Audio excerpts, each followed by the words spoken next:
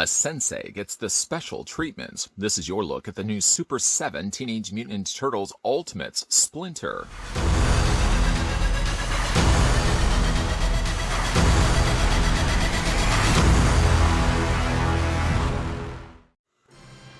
Splinter, a mutant rat, is the philosophical and martial arts teacher, the sensei to the Teenage Mutant Ninja Turtles.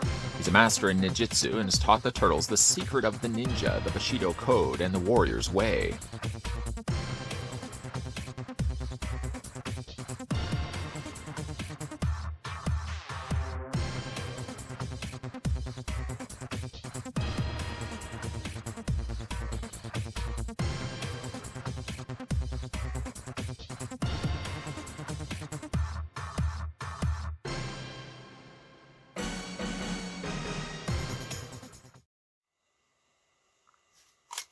Before we get into the review of this radical rat, the first thing we're going to want to do is figure out how tall the TMNT Ultimates Splinter is.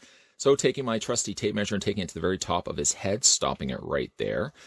According to the readout, you're looking at Master Splinter standing 6 inches exactly. Switching that to centimeters. Let's do that right now. There we go.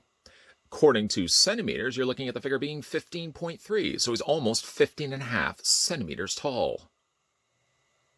And for some size comparisons, seeing as we just recently had a look at him after all, let's bring in the Ultimates Raphael.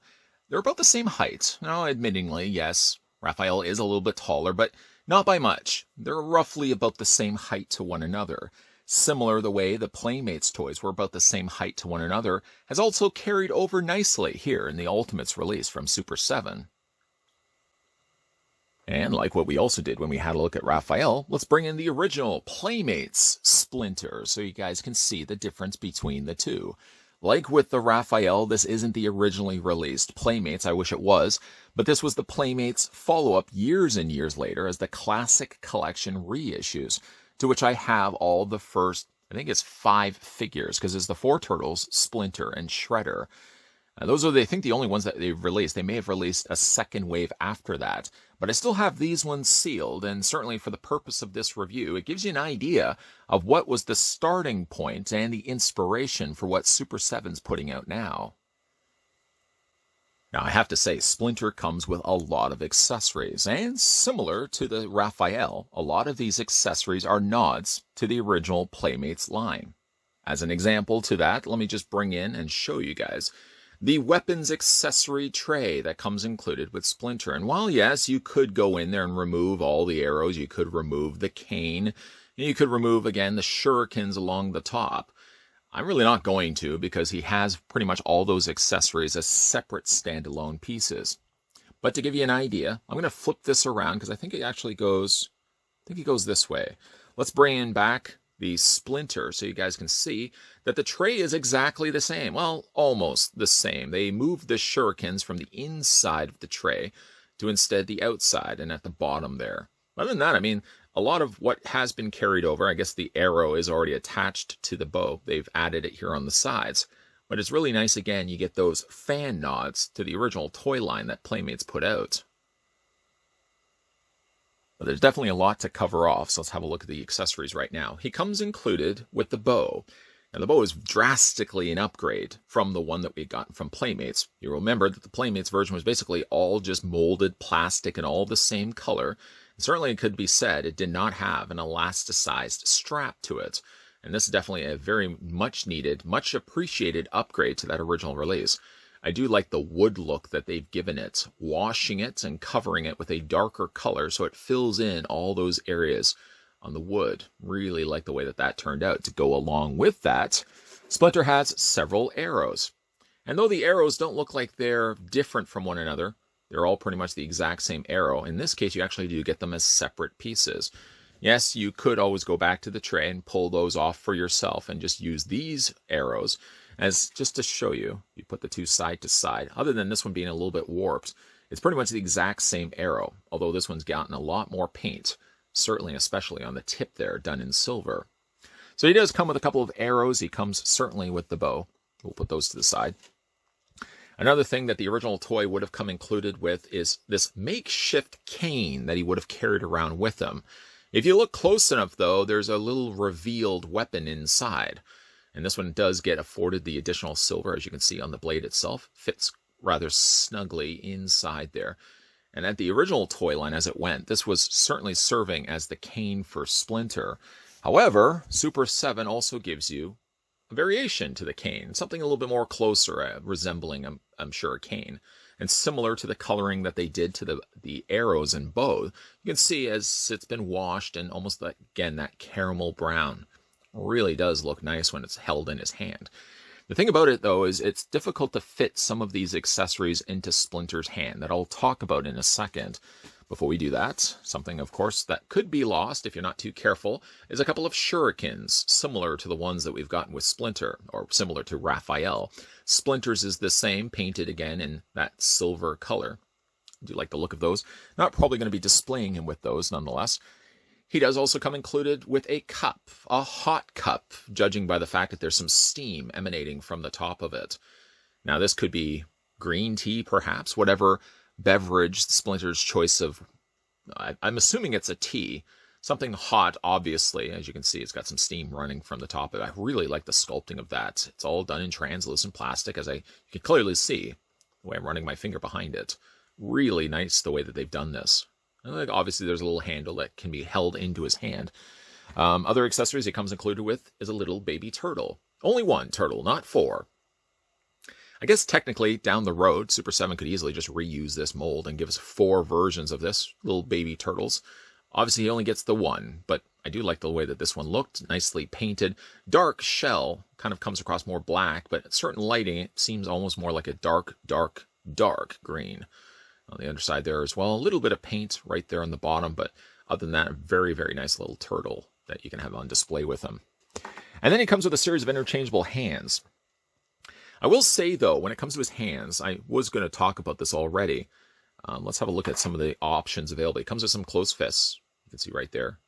Nothing suitable, of course, for holding any of the accessories, but always nice to come with closed fists.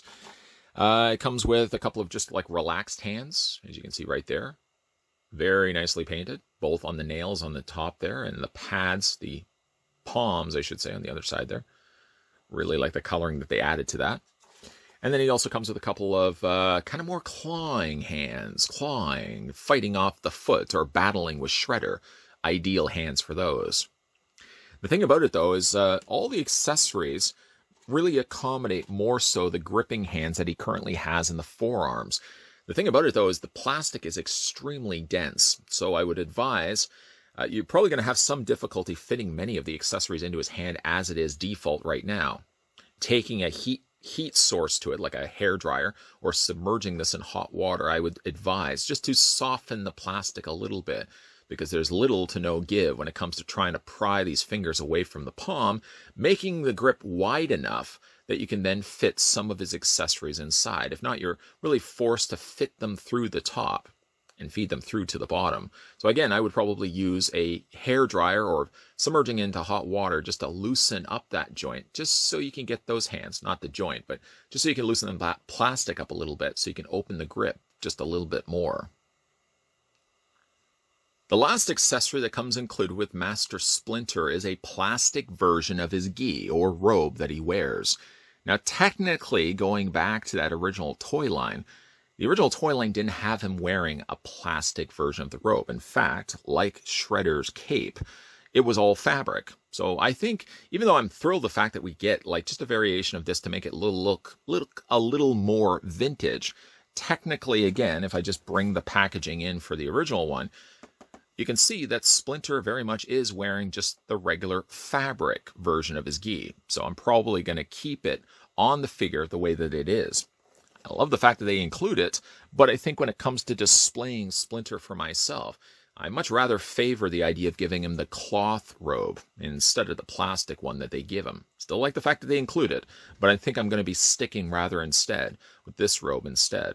Now, for the robe, it's essentially just a two-piece. Well, it's a single stretch of fabric that just folds over itself.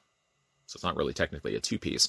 And then you've got this elasticized belt that feeds up from this. So if you do want to change this off, all you really have to do is just slide this down. I guess technically you could pull this straight through and undo the belt like you would with a larger belt. And then, of course, just change off to the plastic version of the gi. And then this would just attach via the peg. There's a big large peg on the inside, a rather large circle on the other. Just peg those two together. But again, I really like the design of keeping him more to the fabric robe. Also just for the fact that the original Playmates version also had the fabric robe instead of plastic. That being said, now that I've technically already got Splinter in hand, let's get a closer look at the figure.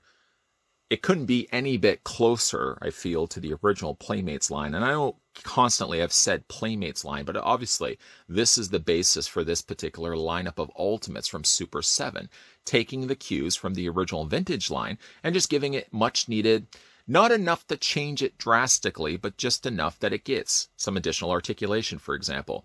And in the case of Splinter, not really much does get changed from his original figure. Somebody right now in the background is asking to see it again. Okay, we'll bring in the original Splinter figure so you can see the difference between the two. Other than perhaps making his head just a little bit longer, there's really not much that does change between this one and its original counterpart. I could say that perhaps this Splinter is a little bit more leaner in design, but I do really like the design of this Splinter. I've always been a big fan of the original retro version Splinter, and I feel this very much pays homage to that line. You can see the nice white coloring of both his teeth, the areas around his eyes as well. A very, very bright white and clean. You can see that it's been applied to the plastic. Nice dark outlining there of the eyes. There's a little bit of wrinkles underneath there. I don't know if I guess he would assume. I'm going to assume he has wrinkles as well. And that's a little bit of what we've got down below. Nice airbrushing too. Get a good look at this. They've airbrushed the top of his nose, coming across and going across the area of his eyebrows. Just a little bit of that lighter gray really adds a nice contrast to the otherwise dark nature of the brown. That's pretty much going to be across his entire body. If you were to open up his robe, however, you'll see inside that white fur continues on, or the gray fur just beyond the point of his head. Gets just around the area of his chest right here and stops, but just enough that it adds a little bit of age to the character. The one thing about this particular figure, though, as good as it is, there's one issue that I have really with it, and it's his feet. They've permanently sculpted his feet in such a way that you can't have his feet completely flat. If you look at it, there's definitely an arch from this point on. Here is flat enough, but if you have the feet completely flat and leveled, it's going to be off-kiltered. It's not going to stand in balance properly. So really, when it comes to displaying this for yourself, you're really going to have it sitting on only this point, and only these areas of his feet here, and keep the back permanently arched back. Now they did put a peg point on both sides, but they only put it really on the very end of the arch. So when you look at it this way, the peg point is literally just on the edge. I probably would have moved that hole just a little bit further, maybe putting it right around there instead of right on the edge. The only way to really compensate for that is if you have the figure down, because the tail is technically poseable, the tail sort of serves, if you just put the tail slightly down, sort of serves as an enabling tripod to kind of keep the figure from falling over. And I really like the fact that they did put articulation in the tail the way that they did, just for that reason, so the figure doesn't fall over on you. Speaking of posability, let's have a closer look at the posability on Splinter. Now his head is on a ball joint. Can't even see it because it's really dark in there. But he does have a good open area, similar to what Raphael had. And because of that, it does allow the head to move in a different way than if simply it was just molded completely around the neck. It does give you some extra little bit of clearance. Not too much, mind you, because he does have these rather pudgy-looking rodent cheeks that it does limit a little bit when you're rotating it back and forth. It sort of has a stopping point. You can see it right there. As for the shoulders, now the arms are really tight on this figure. Still, I can pull off a 90-degree angle bend, and I would much rather have a figure that has extremely tight joints than ones that are extremely loose. And definitely that's not the case when it comes to Splinter. He's got nice, tight joints. While he doesn't have any articulation in the biceps section here, the bicep is part of his shoulder, he does, however, have a hinge joint right here. And that hinge joint allows the forearm to not only bend at the elbow, but you can also rotate the forearm back and forth. In addition to that, the hand rotates all the way around, whatever hand you decide to go with, and it also hinges back and forth this way as well. The upper torso is on a ball joint, so you can quite modestly move this around to your desire, and of course the way that you want to pose the figure for yourself. Legs split out, and you can see the hinge joint working right there underneath his cloth. You can move the legs forward and back. He does have the bend at the knee, which also allows that lower leg to rotate. And his hind feet have the hinge joint, so not only can you hinge them up and down, but you can also rock them back and forth slightly as well. Again, the only downside, though, is that the way that they've sculpted his feet, you can't have them completely flat. A way, of course, around that, again, is by moving his tail around just to the right area, where it sort of serves then, there we go, sort of serves as then a tripod to keep the figure upright. In a way, I kind of would have hoped that the feet could have been completely leveled flat, so you wouldn't have had that issue. But then I think to myself as well, maybe not necessarily the original vintage toy line, because I don't recall whether he had flat feet or arched feet, but I guess it serves better of a purpose if he's going to be a rodent after all, that his feet aren't going to be completely leveled flat. Instead, there is going to be that little bit of arch right here. Like I said, it does cause a little bit of problem when it comes to him standing properly. I suppose you could ultimately just use a display stand and use the peg holes on the undersides of his feet to keep the figure from falling over. Other than that one little shortfall, I feel like it's a real solid, inspired by, obviously, the original release, Playmates version of Splinter, but it's definitely much like Raphael, that much-needed upgrade we've really been asking for years. Sadly, it won't be the case with every one of Super7's ultimate TMNT releases that I'll be able to do a comparison with the original Playmates release, because again, I only have the first 5, I think it was 4 or 5 figures, because it was the 4 turtles, it was Shredder, and it was Splinter. Those are the only ones that I have from the reissues that Playmates put out years ago. So it did least benefit me for doing the reviews of both Raphael and Splinter, that I could really show you guys the comparison of where we started from and where we ended up landing with Super7's releases. This Splinter is perfect in the way that he mimics, in a lot of the elements, the same similar figure that we got from Playmates back in the 80s, but giving him, of course, those much-needed articulation points and the additional accessories. He doesn't have an upgraded head sculpt like Raphael does, but he does come with a plastic gi. If you want to take the fabric one off, for example, that comes with the figure, you can put the plastic one in instead. But because the original one had the fabric robe, I'm more inclined to display him the way he came out of the packaging, the way we're looking at right now, in his fabric robe instead of the plastic one. I like the fact that they include the plastic, but I'm more in favor of displaying him, like the original toy, in his fabric robe. Short of the fact that he does have some difficulty standing, I do think that Super7 knocked this out of the park with their release of Splinter. And based on what I've seen so far with the review of Raphael that I've done, and now the review of Splinter, I feel like getting these vintage toys from Super7 is really the best way to relive my childhood in not rose-colored glasses. Because obviously some of these older toys, they're not going to get as much fun out of them as you did as a kid. They're going to be limited on articulation. And Super7 comes in for the save with pretty much the exact same figures that we had when we were kids, just with much needed articulation. So good job on Super7's part. If you manage to pick up any one of these for yourself, let me know down below in the comments section what you guys think of the brand new Super7 Ultimates TMNT figures. And this one just happened to be Splinter, but let me know your thoughts down below in the comments section. Also, if you're new to the channel and liking the contents you're seeing here on this channel, make sure you hit that subscribe button down below if you haven't done so already. Turn the bell notification on and keep your peepers peeled to this channel Monday to Friday, 12 p.m. and 2 p.m. Eastern Standard Time. That's when new videos will be popping up. Even though we have already looked at Raphael and Splinter, we will be having a look also at the Foot Soldier and the Baxter Stockman Fly. And that one I'm really excited to have a look at. So there's definitely a lot of stuff coming your way, guys. As always, thanks for watching, and I'll see you guys next time.